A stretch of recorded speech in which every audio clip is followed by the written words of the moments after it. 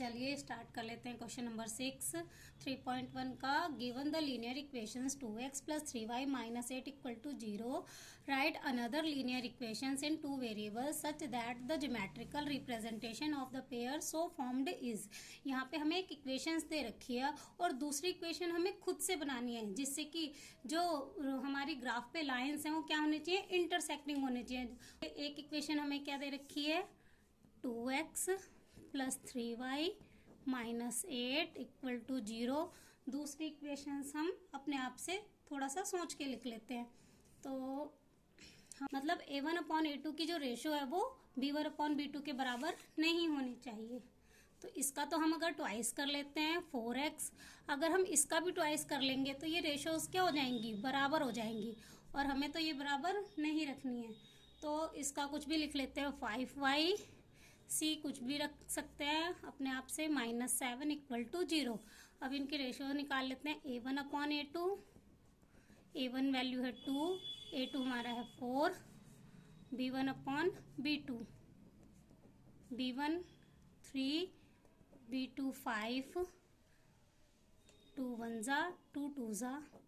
अब यहाँ पे हमें c1 और c2 निकालने की जरूरत नहीं है, हमें यहाँ पे मिल गया a1/a2 बराबर नहीं है b1/b2 के। तो हमारी लाइंस क्या हो जाएंगी ग्राफ पे, इंटरसेक्टिंग लाइंस। अब सेकंड पॉइंट में हमें क्या लिखनी है, दूसरी इक्वेशंस कि लाइंस हमारी क्या आ जाए, पैरेलल आ जाए। और लाइंस पैरेलल कब होती हैं ग्राफ पे, जब हमारा a1/a2 इक्वल होता है b1/b2 के, but not equal to c1/c2।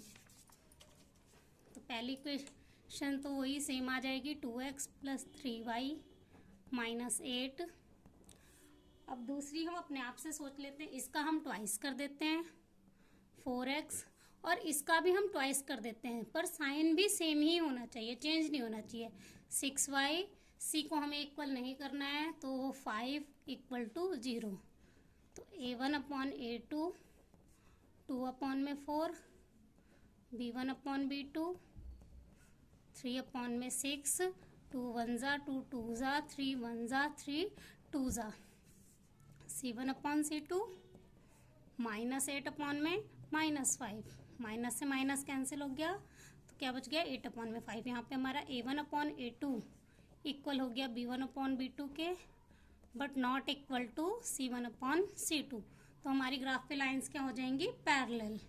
Third point में हमें क्या बनानी है, लाइंस कोइंसिडेंट होनी चाहिए। तो लाइंस कोइंसिडेंट कब होती हैं, जब हमारी तीनों ही रेशोज क्या होती हैं, इक्वल, a1/a2, b1/b2, c1/c2 तीनों बराबर होने चाहिए। तो लाइन क्या होती है, कोइंसिडेंट।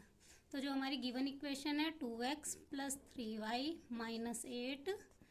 अब दूसरी इक्वेशन हम खुद से सोच के लिख लेते हैं।